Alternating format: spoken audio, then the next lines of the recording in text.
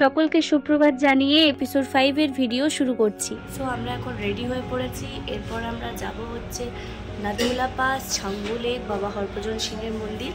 তোমাদের সাথে পুরোটাই দেখাবো। তো তোমাদের সাথে কথা বলতে বলতে আমরা বেরিয়েও পড়েছি, তোমরা দেখতেই পাচ্ছ। তো আজকে আমরা ব্রেকফাস্ট করেছিলাম হচ্ছে লুচি আর ঘুগনি। তোমাদের সাথে আমি আগের ব্লগে শেয়ার করেছিলাম যে এরা লুচি ঘুগনিটা পুরো ঘরোয়া রান্নার মতো করে, তাই খেতে খুবই ভালো লাগে। এই দেখো দুই দিকের এই পতাকাগুলো তোমরা দেখতে পাচ্ছ, এগুলো কেন টাঙিয়ে রাখে তোমরা কি জানো? আমি আমাদের ড্রাইভারের থেকে জানতে পেরেছি যেগুলো কেন ওরা টাঙিয়ে রাখে। তোমরা দেখবে যে কোনো পাহাড়ি জায়গায় এরকম তোমরা লাল, নীল, হলুদ, সবুজ নানা ধরনের এরকম পতাকা তোমরা রাস্তার দুই পাশে থাকে। তারপর তোমরা একটু লক্ষ্য করবে বিভিন্ন ব্রিজে কিন্তু এই পতাকাগুলো সবসময় তোমরা দেখতে পাবে। আর তাছাড়াও বিভিন্ন মনেস্ট্রিতে তোমরা এটা তো দেখতেই পাবে। আর ওদের বাড়িতে মানে বিশেষ করে যে সমস্ত হোমস্টেগুলো তোমরা থাকবে সেখানেও কিন্তু এই পতাকাগুলো তোমরা দেখতে পাবে। আর তোমরা একটু লক্ষ্য করবে এই পতাকাগুলোর মধ্যে কিছু একটা লেখা থাকে ওদেরই ভাষায়। তো এই পতাকাগুলোকে বলা হয় প্রেয়ার ফ্ল্যাগস।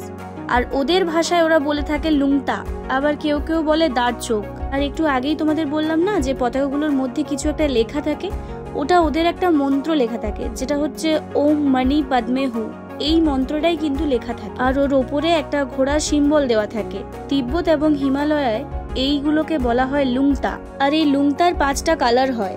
আর এই 5টা কালার 5টি প্রতীককে ইঙ্গিত করে। যেমন হলুদ পতাকার অর্থ হচ্ছে এই মাটি মানে আমাদের ভূমি, আর সবুজের অর্থ হচ্ছে এই জল, আর লাল পতাকার অর্থ হচ্ছে আগুন, এবং সাদার অর্থ হচ্ছে বাতাস, আর নীল পতাকার অর্থ হচ্ছে আমাদের এই আকাশ। আর যে ঘোড়াটার সিম্বল দেওয়া থাকে সেই ঘোড়া হচ্ছে এই 5টা প্রতীককে নিয়ে আমাদের এই পুরো সংসারটা চালাচ্ছে। এই পতাকাগুলোর মধ্যে যে মন্ত্র লেখা থাকে সেটা আমাদের বিভিন্ন অ্যাক্সিডেন্ট এবং বিভিন্ন আত্মা থেকে আমাদের বাঁচাতে রক্ষা করে। আমি এটা জেনেছি, তাই তোমাদের সাথে শেয়ার না করে কি থাকতে পারি বলো? তাই তোমাদেরকেও এটা আমি জানিয়ে দিলাম। তাই যখনই পাহাড়ে কোনো পতাকা দেখবে তখনই আমার এই কথাটা তোমাদের মনে পড়বে। আমিও আগে এটা জানতাম না, ভাবতাম হয়তো দুদিকে দেওয়া থাকে কারণ ছবি ভালো আসবে, কিন্তু এটা তো ছবির জন্য না, তাই না? তাই যারা এটা জানে না তাদেরকেও তোমরা জানিয়ে দিতে পারবে। তো আজকে আমরা প্রথমে যাব হচ্ছে নাথুলা পাস, তারপর যাব বাবা হরভজন সিংহের মন্দির, আর তারপরেই আসবো হচ্ছে ছাঙ্গু লেকে। তো ছাঙ্গু লেক ক্রস করেই আমাদের যেতে হবে, কারণ প্রথমেই পড়ে ছাঙ্গু লেক। আর হ্যাঁ, ইস্ট সিকিম আর নর্থ সিকিম এই দুটোর জন্য কিন্তু আলাদা আলাদা পারমিট লাগে। আর এই পারমিটটাও আমাদের ট্যুর এজেন্সি থেকেই করে দেওয়া হয়েছিল। আর এই ট্যুর প্ল্যানিং এর মধ্যে ইনক্লুড থাকে হচ্ছে নাথুলা পাস আর ছাঙ্গু লেক আর নিউ বাবা হরভজন সিংহের মন্দির। কিন্তু নিউ মন্দিরে সেরম তোমরা কিছুই দেখতে পাবে না, তাই আমরা আলাদা করে বাবা হরভজন সিংহের যে পুরনো মন্দির সেখানেই গেছিলাম। আর সেখানে আমাদের অ্যাপ্রক্স 2500 টাকা মতো লেগেছিল। আমি কিন্তু তোমাদের সাজেস্ট করব যে তোমরা কিন্তু পুরনো বাবার মন্দির কিন্তু যেও। তো চলো আপাতত তোমরা আমার সঙ্গে এই দুই পাশে রাস্তার এই সুন্দর ভিউ এনজয় করো।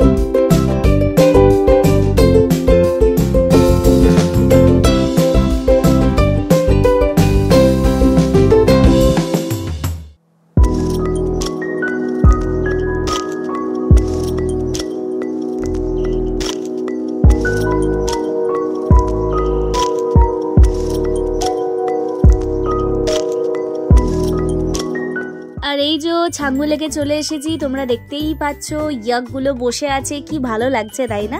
লেকটা কি সুন্দর দেখতে লাগছে। রোদটা যখন পড়ছে লেকে জলটা পুরো চিকচিক চিকচিক করছে, দারুণ সুন্দর লাগছে দেখতে। তো এখন কিন্তু আমরা ছাঙ্গু লেকে নামবো না, ছাঙ্গু লেকের ওপর দিয়ে আমরা প্রথমেই চলে যাব নাথুলা পাস। আমি অনেকের ব্লগেও শুনেছি যে নাথুলাতে নাকি অক্সিজেনের খুব কষ্ট হয়, তো তার জন্য আমি একটু টেনশনে ছিলাম।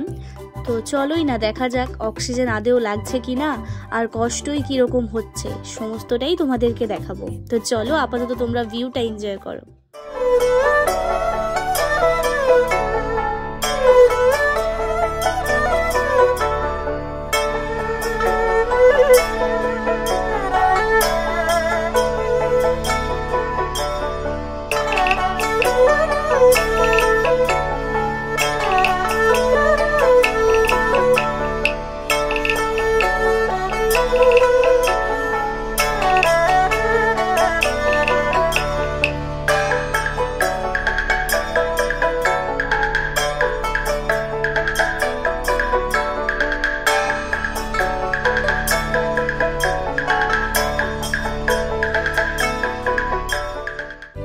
দেখো পাহাড়গুলোর মাঝে এই ফ্রোজেন লেকটা তোমরা একটুখানি দেখো, কি সুন্দর লাগছে তাই না? পুরো সাদা হয়ে আছে। আর তার পাশেই একটা লেক রয়েছে যেটা কিন্তু ফ্রিজ হয়নি, আর ওটা কিন্তু ফ্রিজ হয়ে গেছে, তোমরা দেখো ভালো করে। আর তোমরা জানো 0 পয়েন্টে কিন্তু তিস্তা নদীও ফ্রিজ হয়ে গেছে। কি যে ভালো লেগেছে ওখানে, আমাদের প্রচন্ড ভালো লেগেছে, কিন্তু দুর্ভাগ্যবশত আমি সেখানে ভিডিও সেরকম ভাবে করতেই পারিনি। আর এই যে তোমাদের সাথে কথা বলতে বলতে চলে এসেছি নাথুলা পাস, ইন্ডিয়া এবং চায়নার বর্ডার। এটা এইদিকে হচ্ছে ইন্ডিয়ার বিল্ডিং আর ওইদিকে হচ্ছে চায়নার বিল্ডিং, মাঝে শুধু একটা কাটা তার দেওয়া আছে। তোমরা একটু ভালো করে লক্ষ্য করলে হয়তো বুঝতে পারবে। আর নাথুলা যেতে হলে কিন্তু সিঁড়ি দিয়ে ওপরে উঠতে হয়, তারপরেই আমরা যেতে পারি। আর সিঁড়িতে উঠতেই যা একটু কষ্ট হয়, কারণ এমনি এত হাই অল্টিটিউডে আমরা আছি, তারপর আবার সিঁড়ি বেয়ে যখন ওপরে উঠতে হয় তখন একটু যা কষ্ট হয়। কিন্তু কি বলতো, গুরুদংমার লেকের মতো এতটা কষ্ট হয় না, মানে নাথুলা পাশে সেরকম কিছুই কষ্ট আমাদের হয়নি। আর ওই দেখো ওই বিল্ডিংটাই হচ্ছে চীনের বিল্ডিং। চলো তোমাদেরকে সামনে গিয়ে আমি দেখাচ্ছি। ভাবতেই অবাক লাগছে যে এখন আমি ভারত আর চীনের বর্ডারে আমি এখন দাঁড়িয়ে আছি। আর এখন আমরা 14,140 ফিট ওপরে আছি। তো এখানে ইন্ডিয়ান আর্মিদের ব্যবহার খুবই ভালো। ওদের সাথে কথা বললাম, মনে হচ্ছিল নিজের দাদাদের সাথে কথা বলছি অনেক বছর পর। তো যাই হোক, এখানে আমরা ছবি টবি তুলে আমাদের ভারতের সঙ্গে যে যুদ্ধগুলো হয়েছিল সেই সমস্ত যুদ্ধ একটু একটু করে ইন্ডিয়ান আর্মিদের সমস্ত কিছু এই দেওয়ালে আঁকা ছিল। দেখে এত ভালো লাগলো, মনে হচ্ছে ইতিহাসে যে সমস্ত কিছু পড়েছি, যে সমস্ত ইন্ডিয়ান আর্মিদের সিনেমা দেখেছি, সেইগুলো যেন চোখের সামনে আমি ফিল করতে পারছি। এত ভালো লাগলো যে যেটা হয়তো তোমাদেরকে আমি বলে বোঝাতে পারবো না। আর এই সমস্ত জায়গা গেলেই মনে হয় যে যে জায়গায় আমরা মিনিট 5 থাকতে পারছি না, সেই জায়গায় ওনারা দিনের পর দিন রাতের পর রাত আমাদের দেশকে পাহারা দিচ্ছে। এই আমাদের দেশের সেনাগুলো আজকে আমাদের দেশকে পাহারা দিচ্ছে বলেই কিন্তু আমরা নিশ্চিন্তে রাত্রিবেলায় ঘুমোতে পারি। Salute, salute two Indian army. ওনাদের নিয়ে যতই বলি ততই কম হয়। এরপর আমরা যাচ্ছি হচ্ছে বাবা হরভজন সিং এর মন্দির। সেই পুরনো বাবার মন্দিরই যাচ্ছি আমরা। সেই মন্দিরের সামনে একটা এলিফ্যান্ট লেক রয়েছে, সেখানেই বাবা হরভজন সিং কিন্তু মারা যান। তিনি মারা যাওয়ার পর তার মৃতদেহ খুঁজতে কিন্তু সেনাদের 3 দিন সময় লেগে যায়। তিনি এক সেনার স্বপ্নে এসে জানিয়েছিলেন যে ওনার দেহ এলিফ্যান্ট লেকে কিন্তু রয়েছে। তারপরই ওনার দাহ করা হয়।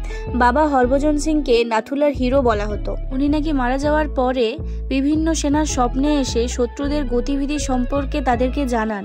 তিনি নাকি এখনো ডিউটি করেন। তার পোশাক এবং তার জুতো এখনো নাকি সকালবেলায় নোংরা পাওয়া যায়। ভাবলেই কিরকম গায়ে কাটা দিচ্ছে, তাই না? আর এই দেখো, তোমাদের সাথে কথা বলতে বলতে চলেও এসেছি বাবার মন্দিরে। তোমাদের মন্দিরটা ঘুরিয়ে ঘুরিয়ে দেখাচ্ছি, চলো।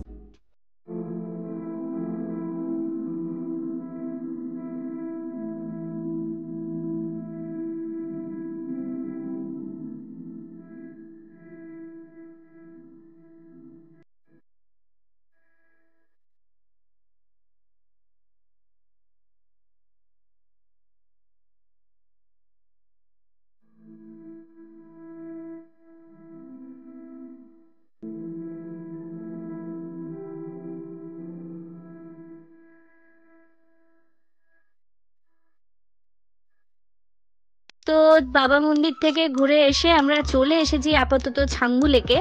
আর কুয়াশায় পুরো মেঘ ঢেকে গেছে।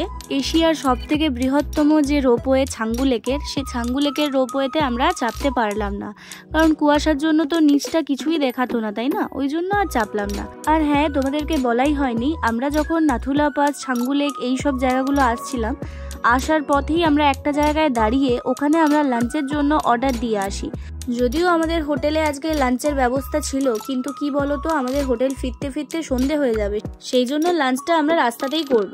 এখানে আবার ওদেরকে যদি অর্ডার আগের থেকে না দিয়ে আসো তাহলে কিন্তু ওরা বানিয়ে রাখবে না। পরের পাগলামিটাও তোমাদের সাথে শেয়ার করলাম।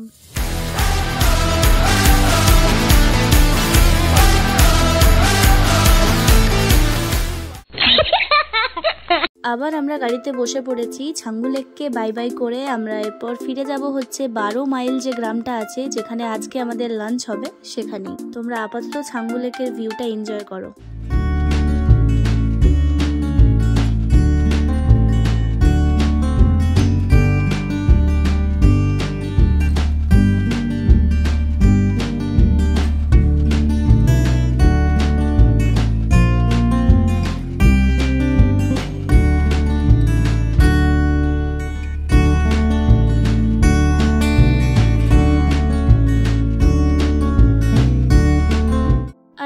দেখতে দেখতে আমরা চলে এসেছি সেই 12 মাইল গ্রামে। এখানেই আজকে আমাদের লাঞ্চটা করব। আর তোমরা দেখতে পাচ্ছ আকাশে মেঘের খেলা, কি ভালো লাগছে তাই না?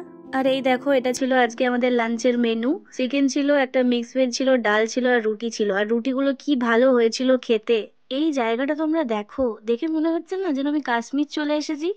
কি সুন্দর লাগছে দেখতে। সিকিমই হচ্ছে এমন একটা জায়গা যেখানে তোমরা কাশ্মীরের মতো ফিল নিতে পারবে, লাদাখের মতো ফিল নিতে পারবে। এবার আমরা যাচ্ছি হচ্ছে ডিরেক্ট গ্যাংটক। ভাবলেই মনটা খারাপ লাগছে যে আমাদের ঘোরা কমপ্লিট হয়ে গেল দেখতে দেখতে। কালকে আমরা চলে যাব হচ্ছে কোচবিহার। খুব খারাপ লাগছে মনটা। আজকে রুমে ফিরবো, রুমে আজকে আমরা ডিনার করব, ডিনার করে ঘুমোবো, আর কালকে সকাল সকাল বেরিয়ে পড়বো শিলিগুড়ি। খুব মন খারাপ লাগছে। আসলে কি বলতো, পাহাড়কে বিদায় জানাতে না খুব কষ্ট হয়, আর আমি পাহাড় প্রচন্ড ভালোবাসি। যাই হোক, আমরা আমাদের হোটেলে ফিরে এসেছি।